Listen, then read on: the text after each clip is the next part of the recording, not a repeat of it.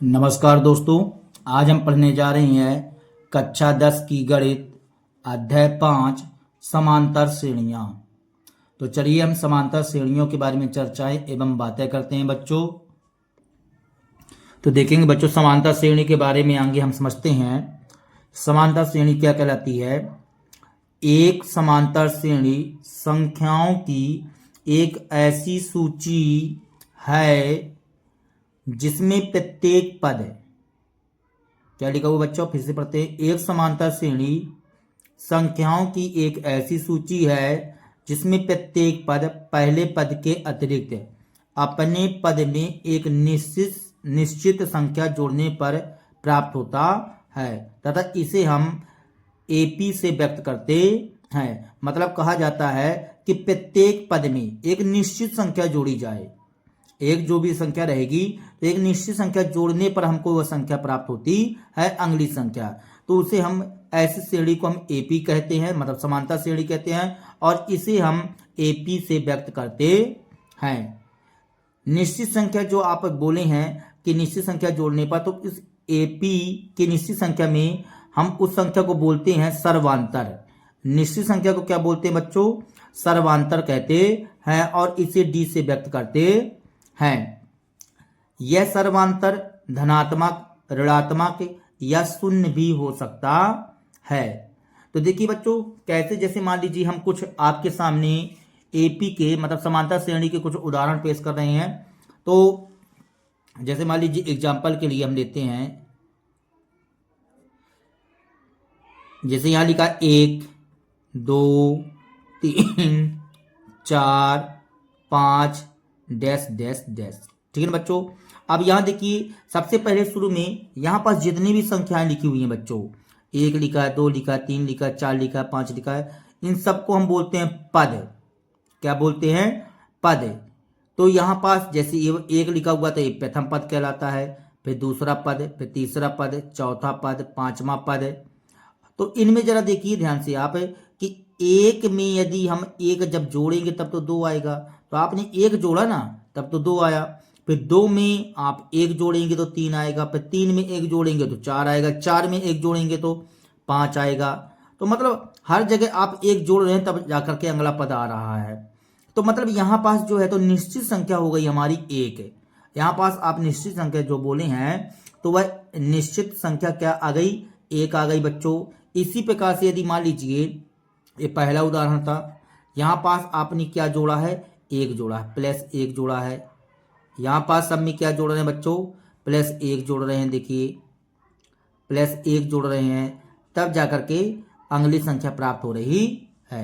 ठीक इसी प्रकार से यदि मान लीजिए हम कोई दूसरा उदाहरण लेते हैं, जैसे मान लीजिए हमने ले लिया 100, 100 के बाद हमने 70, 70 के बाद 40, 40 के बाद 10, इसी प्रकार से आगे बढ़ती जाएगी। तो यहाँ पास जरा ध्यान से देखिए, आप यहाँ कितना जोड़ रहे हैं बच्चों? यहाँ पास आप जोड़ रहे हैं -30। -30 यहाँ जोड़ेंगे तो 100 में -30 जोड़ेंगे तो 70 आ जाएगा। फिर 70 में आप -30 जोड़ेंगे तो 40 आ जाएगा। 40 में -30 जोड़ेंगे बच्चों तो ये देखिए -10 आ जाएगा। इसी प्रकार से और संख्याएं भी और एग्जाम्पल देखना चाहेंगे बच्चों। देखिए -3, -2, -1, 0, इसी प्रकार से बढ़ता जाएगा। तो इन दोनों में आप क्या जोड़ रहे हैं बच्चों? यहाँ प्लस एक जोड़ रहे हैं आप। देखिए 3 में एक चला जाएगा तो -2 आएगा, 2 में एक चला जाएगा तो -1 आएगा, 1 में एक चला जाएगा तो जोड़ेंगे तो प्लस माइनस माइनस हो जाएगा तो 0 आ जाएगा बच्चों। इस तरह से देखिए एक निश्चित संख्या मिलती है आपको। यहाँ +1 मिल गया, निश्चित संख्या यहाँ क्या मिली है? -30 मिला है, यहाँ +1 मिला हुआ है। इस तरह से अपन कह सकते हैं। अब बात करते हैं, तो इसी को आप बोल सकते हैं सर्वांतर। क्या बोल सकते हैं बच्चों? सर्वांतर। तो समांतर श्रेणी में ऐसी श्रेणी जिसका सर्वांतर समान हो। सर्वांतर क्या हो बच्चों? समान हो, उस ऐसी श्रेणी को हम समांतर श्रेणी कह सकते हैं। यदि इसकी व्यापक रूप के बारे में बात करें, एपी के व्यापक रूप के बारे में बात करें, तो चलिए व्यापक के रूप में बात करते हैं। देखेंगे बच्चों, समांतर श्रेणी मतलब एपी का व्यापक रूप है।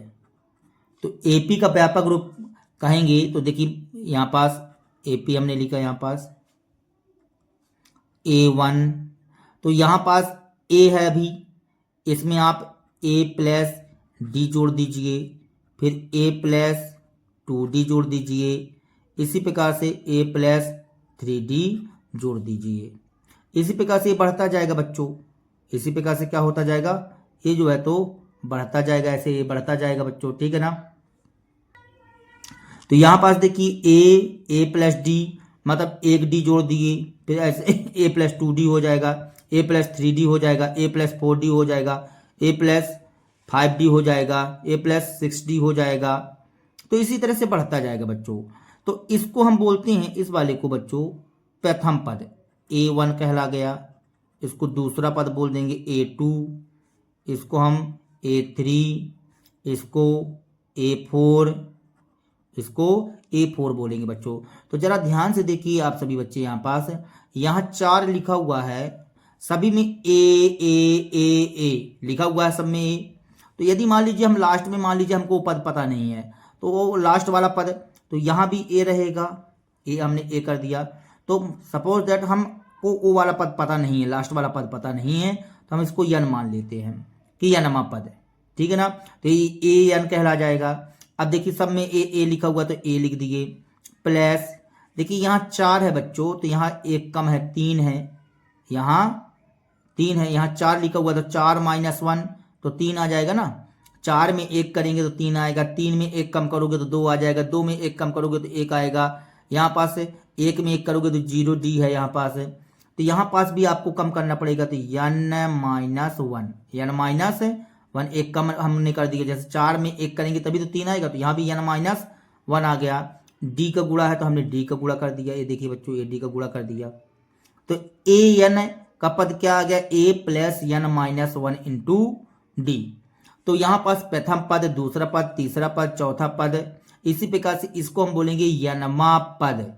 कौन सा पद बच्चों, यनमा पद। तो हमारे पास यनमा पद के लिए एपी का यनमा पद, एपी का यनवा पद, यनमा पद ज्ञात करने के लिए आपके पास सूत्र आ गया बच्चों, ए एन बराबर ए प्लस n-1 इंटू डी, ए प्लस n-1 इंटू डी बच्चों। जहां ए एन क्या कहलाएगा, यनवा पद कहलाएगा, यनवा पद बच्चों। ए क्या कहलाएगा, ए कहलाएगा प्रथम पद, प्रथम पद। यन कहलाएगा बच्चों पदों की संख्या, पदों की संख्या। और डी कहला जाएगा सर्वांतर, सर्वांतर। ये देखिए बच्चों इस तरह से।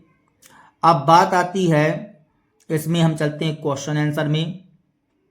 देखिए कुछ बातें करते हैं परिमित और अपरिमित के बारे में, थोड़ा सा जान लीजिए। तो परिमित कहाँ है और अपरिमित कब रहेगा, कैसे क्या रहेगा, इसके बारे में चर्चाएं बातें हो जाएं। तो देखेंगे बच्चों परिमित एपी के बारे में बात करते हैं। तो परिमित एपी ऐसी एपी जिसमें पदों की संख्या निश्चित रहे, पदों की संख्या क्या रहे बच्चों, निश्चित रहे, तो परिमित एपी कहलाती है। तो मतलब निश्चित एपी कहलाती है, जिसमें हम पदों की संख्या गिन करके बता सकें बच्चों। तो इसमें भी हम गिन करके बता सकते हैं, जैसे 1 2 3 4 5 6। यहाँ पदों की संख्या कितनी है बच्चों, 6 है। तो आप यहाँ बता सकते हैं कि सर यहाँ पदों की संख्या 6 है, ठीक है ना। तो ये परिमित एपी कहलाती है। इसमें भी देखिए 4 दूनी 8, 4 12, 4 चौक 16, 4 पंचे 20।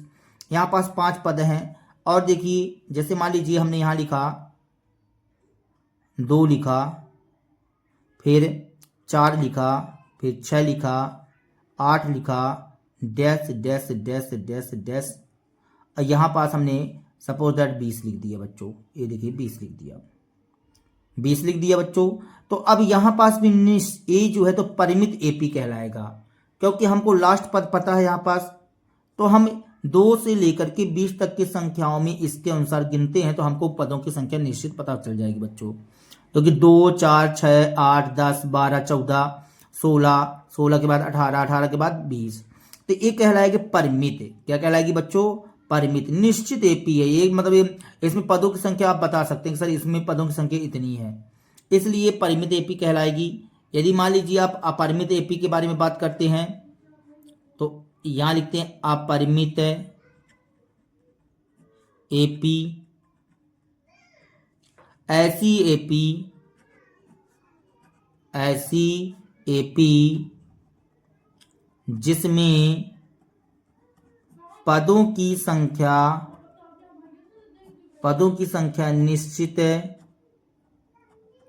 निश्चित नहीं रहे तो वह अपरिमित एपी कहलाती है। अपरिमित एपी कहलाती है। जैसे बच्चों देखिए आप इसमें आपने इसको निश्चित बताया था, मतलब परिमित बताया था। अब देखिए यही जो है तो अपरिमित बन जाएगा। कैसे अपरिमित बन जाएगा बच्चों? देखिए 2, 4, 6, 8, 10, 12। देखिए उसी का लिखा हमने, देखिए हमने कर दिया डैश डैश डैश। लेकिन अब तुम कहोगे सर जी कहाँ तक जाना है, तो इसमें कोई निश्चित नहीं है कि कहाँ तक जाना है बच्चों। यहाँ तक कोई निश्चित नहीं है कि कहाँ तक जाना है। तो ये देखिए हम यहाँ तक चले गए, ठीक है ना। तो आप इतनी तक गए, लेकिन ये कहाँ तक जाएगा ये कोई निश्चित नहीं है, ठीक है ना। यहाँ बच्चों 3 डॉट लगाना पड़ता है। कितने डॉट लगाना पड़ता है? 3 डॉट लगाना पड़ता है। जैसे और एक उदाहरण लेते हैं, 4 का 4, 4 दूनी 8, 4 तय 12, 4 चौको 16, 1 डॉट, 2 डॉट, 3 डॉट, इस तरह से बच्चों। तो ये जो है तो इसमें 3 डॉट लगाना पड़ता है। अब बाकी कहीं कहीं हम गलती से यदि 4 लगा दे, 5 लगा दे तो उसमें धोखा मत खाइएगा बच्चों। मैन विशेष होता है 3 डॉट लगाना, ठीक है ना।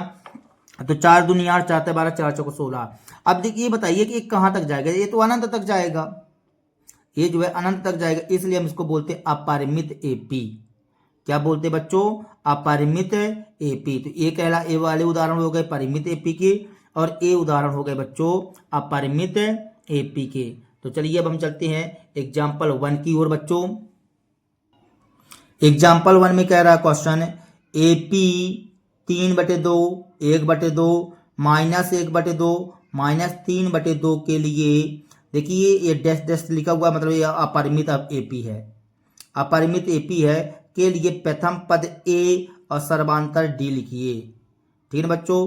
तो हमको सर्वांतर बताना है और प्रथम पद बताना है। तो देखेंगे बच्चों एग्जाम्पल 1 में एपी लिखा हुआ 3/2, 1/2, -1/2, 3/2। तो हम यहाँ पास लिखते हैं, आगे हमसे पूछा गया था प्रथम पद, तो ये लिख दिया हमने प्रथम पद बच्चों। तो प्रथम पद क्या है? ये प्रथम पद कहला गया। ये दूसरा पद, ये तीसरा पद, ये चौथा पद है। तो प्रथम पद है हमारा 3/2। अब हम निकालते हैं सर्वांतर। ये प्रथम पद ए बराबर आ गया सर्वांतर। सर्वांतर में बच्चों दूसरे में पहले को घटा दो तीसरे में। चलिए यहाँ थोड़ा सर्वांतर के बारे में बता देते हैं। यदि आपको सर्वांतर निकालना हो बच्चों, ठीक है ना, तो हम सर्वांतर इस स्टाइल से निकाल सकते हैं। जैसे हमारे पास श्रेणी दी गई है, एपी दी गई है, AP A1, A2, A3, A4 dash dash dash dash ऐसे भागता जा रहा है। तो देखिए यदि हमको डी निकालना है बच्चों, तो आप दूसरे वाले में पहले पद को घटा सकते हो, या कि फिर आप तीसरे वाले में दूसरे वाले को घटा सकते हो, या कि फिर चौथे वाले में तीसरे वाले को घटा सकते हो, या कि फिर पांचवें वाले में चौथे वाले को आप घटा सकते हो, ठीक है ना। तो इसी प्रकार से यहाँ पास देखेंगे आप सभी बच्चे कि हमें सर्वांतर निकालना है। तो हम निकालते हैं सर्वांतर डी बराबर A2 - A1। A2 - A1, चाहे अगले वाले पद में पिछले वाले पद को घटाया जाता है बच्चों। तो अगले वाले पद में ए वाला पद लेते हैं तो पिछला पद ए कहलाएगा, या कि इसको लेंगे तो फिर इसको घटाएंगे, इसको लेंगे तो फिर इसको घटाएंगे। तो चलिए हम 1/2 में 3 घटा करके देख लेते हैं। इसके बटे कुछ नहीं बच्चों तो 1 है। 2 1 का लघुत्तम समापवर्तक 2 आएगा। 2 में 2 का भाग करोगे तो 1 आएगा, 1 का ऊपर गुणा करेंगे तो 1 आएगा। 2 में 1 से भाग करेंगे तो 2 आएगा, 2 ताई 6 आ जाएगा बच्चों। तो -5/6 आ गया। 6 में 1 जाएगा तो -5 आएगा बच्चों यहाँ पास। तो -5/6 आ चुका है। यहाँ पास बच्चों 2 लिखा हुआ है, यहाँ भी 2 लिखा हुआ है, तो यहाँ 2 लिख लीजिए आप। ये 2 लिख लिए, यहाँ पास मिस्टेक हो गया है। यहाँ 2 लिखा है, यहाँ भी 2 लिखा है। तो ये देखिए 1/2 में 3/2 घटाएंगे बच्चों तो 2 का लघुत्तम लेंगे तो 2 ही आएगा। अब सेम पोजीशन बनेगी कि हर समान है तो ऊपर की संख्या हम उतार देते हैं। तो 3 में 2 जाएगा तो -2/2 आएगा। और 2 में 2 का भाग करेंगे बच्चों तो कितना आ जाएगा, -1 आ जाएगा। ये हमने लिख दिया -1। ये आ गया हमारे पास सर्वांतर। ये आ गया बच्चों हमारे पास सर्वांतर। सर्वांतर d बराबर -1। तो हमसे यही पूछ रहा था कि a और सर्वांतर ज्ञात कीजिए। तो हम यहाँ लिख ही देते हैं। a बराबर हमारे पास 3/2 है और d बराबर आ चुका है हमारे पास -1 बच्चों। यही हमारा कहला जाएगा आंसर सॉल्व दैट। ठीक है, इस तरह से हम सॉल्व करते हैं बच्चों। अब चलते हैं एग्जाम्पल 2 में। एग्जाम्पल 2 में क्वेश्चन पूछ रहा है बच्चों, संख्याओं की निम्नलिखित सूचियों में से कौन कौन से एपी नहीं है। यदि है तो कोई एपी है तो उसके अगले 2 पद लिखिए। तो हमें चेक करना है बच्चों कि एपी है कि नहीं है, मतलब समांतर श्रेणी है कि नहीं है। यदि समांतर श्रेणी है तो आपको अगले 2 पद लिख करके बताना है। चलिए इस क्वेश्चन को सॉल्व करते हैं बच्चों। तो चलिए आगे हम इस क्वेश्चन को सॉल्व करते हैं 4, 10, 16, 22 में कि आगे हमको क्या चेक करना है कि एपी है कि नहीं है। तो हमने आपको बताया था कि यदि सर्वांतर समान हो तो वह श्रेणी एपी मानी जाएगी। तो आगे हम निकाल लेते हैं बच्चों सर्वांतर। देखते हैं a2 - a1 कर लीजिए, मतलब दूसरे वाले में पहले वाले को घटा लीजिए, फिर तीसरे वाले में दूसरे वाले को घटा करके देख लीजिए, चौथे वाले में तीसरे वाले को घटाइए बच्चों। तो यहाँ a2 - a1 करेंगे तो a2 क्या बच्चों 10 है, -a1 क्या है 4 है। तो 10 में 4 जाएगा बच्चों, 6 बचेगा। फिर हम क्या करते हैं a3 - a2 करेंगे। तो a3 कितना है 16 और a2 करेंगे बच्चों 10 है। 16 में 10 जाएगा तो कितना बचेगा 6। फिर a4 - a3 करेंगे बच्चों, चौथे में तीसरे को घटाइए तो 22 - 16 कितना बचेगा 6 बचेगा बच्चों। देखिए यहाँ सर्वांतर क्या है, समान है, हमें समान प्राप्त हो रहा है ना बच्चों यहाँ सर्वांतर। तो हम यहाँ लिखते हैं यहाँ सर्वांतर समान प्राप्त होता है। यहाँ सर्वांतर समान प्राप्त होता है, जिससे मतलब ये देखिए सर्वांतर हमको 6 6 6 प्राप्त हो गया है। तो यहाँ से हम कह सकते हैं कि हमारा सर्वांतर जो है तो d बराबर 6 हो गया। सर्वांतर समान प्राप्त होता है जिससे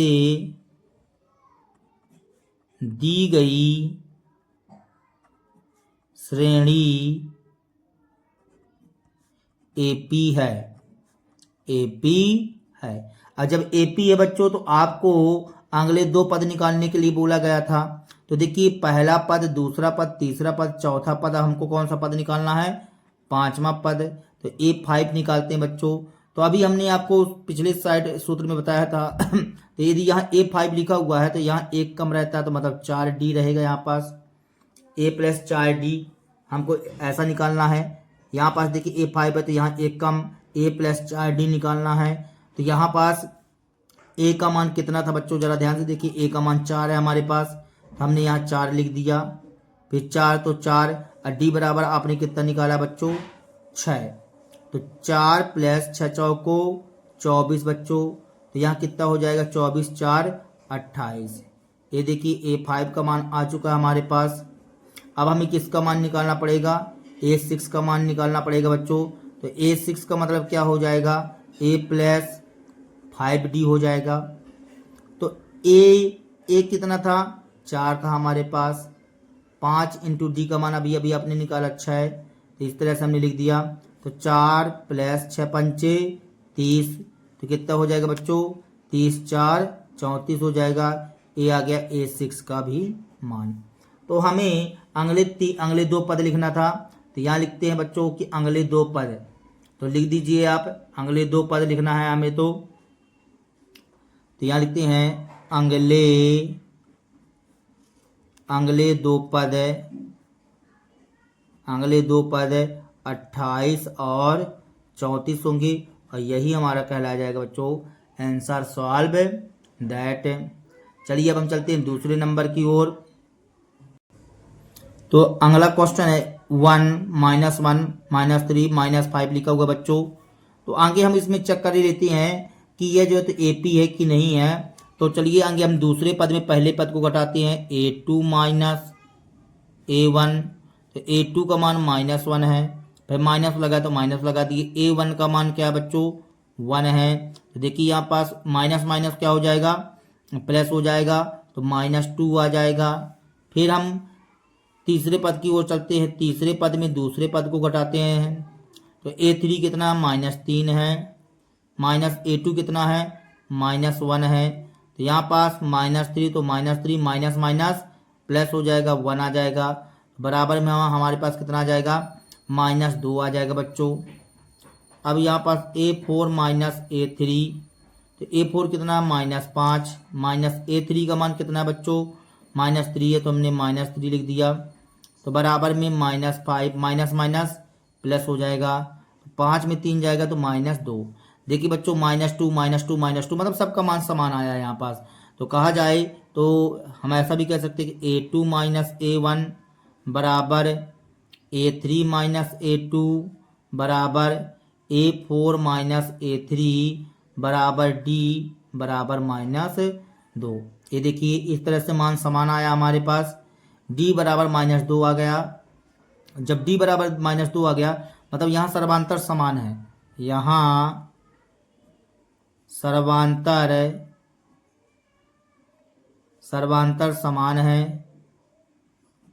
समान है, जिससे दी गई श्रेणी एक AP है। और D बराबर कितना आ गया बच्चों, -2 आ गया। सर्वांतर समान है और हम सर्वांतर को D से व्यक्त करते हैं, तो -2 आ चुका है। अब हमें अगले दो पद लिखना था, तो हम निकालते हैं। 4 पद दिए हुए हैं, 5वां पद निकालना है। तो A5 बराबर A प्लस 4D, एक कम करके बच्चों। तो यहाँ से A का मान कितना है, 1 है। A बराबर कितना है, 1 प्लस 4, D बराबर -2 निकाला आपने। तो यहाँ से आ जाए 1 -4 दूनी 8, तो -7 आ जाएगा बच्चों। इस तरह से ये आ गया A5 का मान। अब चलो A6 का मान निकालते हैं। तो A6 का मतलब क्या हो जाएगा बच्चों, A प्लस 5D। तो A की जगह हम क्या कर सकते हैं, A की जगह 1 आ जाएगा, प्लस 5 इंटू D की जगह हम क्या कर देंगे, D की जगह आ जाएगा हमारे पास -2 निकाला है आपने। तो यहाँ से बन जाएगा 1 तो 1, 5 दूनी 10, तो बराबर -9 आ जाएगा बच्चों। ये किसका मान आ गया, A6 का मान। A6 का मान -9 आ चुका है हमारे पास। अब हमें इसमें पूछ रहा था कि अगले दो पद लिखिए, तो लिख दीजिए बच्चों अगले दो पद। तो चलिए हम यहीं लिखे दे रहे हैं, अगले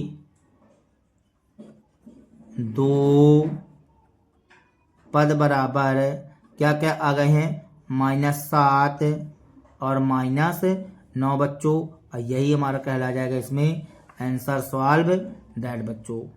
बन जाएगा अगले दो पद हो गए -7 और -9। चलिए अब हम चलते हैं तीसरे पॉइंट की ओर।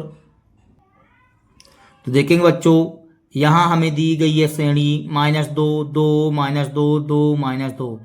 चलिए हम चेक कर लेते हैं आगे, इसका सर्वांतर देखते हैं। तो हम A2 माइनस A1 करेंगे।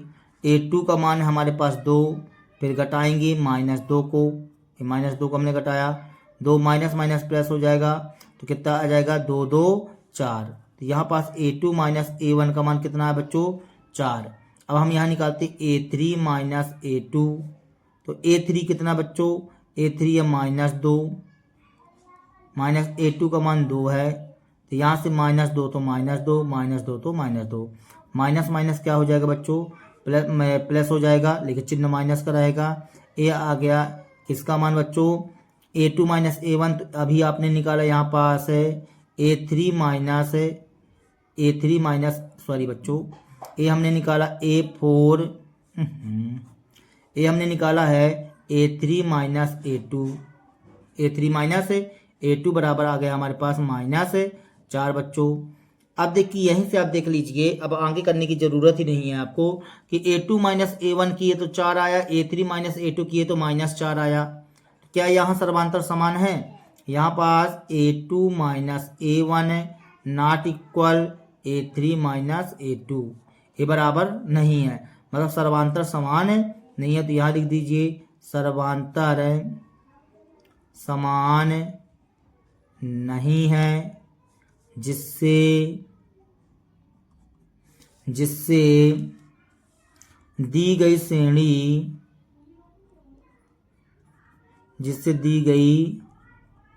श्रेणी AP नहीं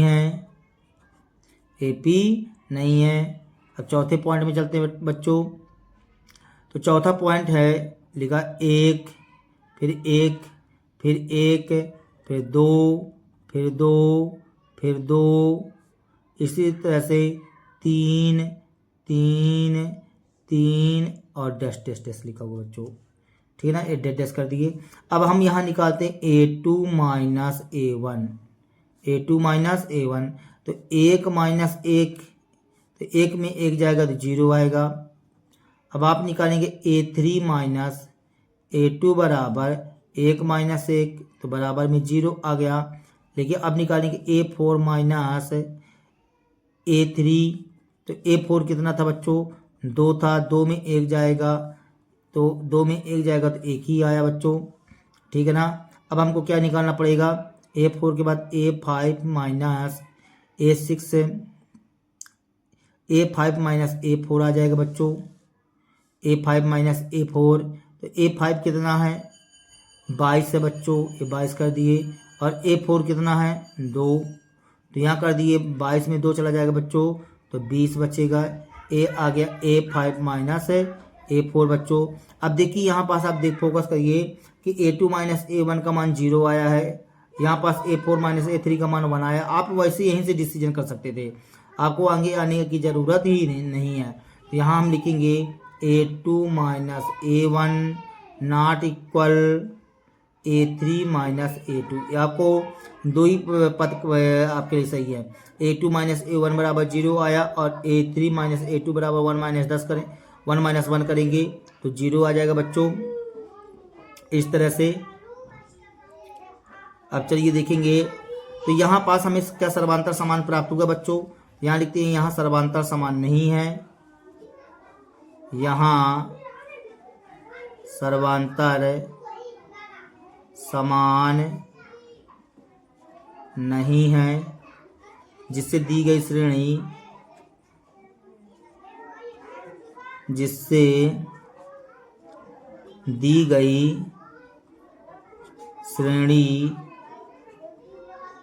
AP नहीं है, और यही हमारा कहला जाएगा आंसर सॉल्व दैट बच्चों। चलिए ठीक है, आज के लिए फिलहाल इतना ही, मिलते हैं अगली वीडियो में प्रश्न वाली 5.1 के साथ में बच्चों। यदि हमारा वीडियो आप लोगों को पसंद आए हो तो कृपया हमारे चैनल को सब्सक्राइब कीजिए, लाइक कीजिए एवं शेयर कीजिए। तब तक के लिए जय हिंद बच्चों।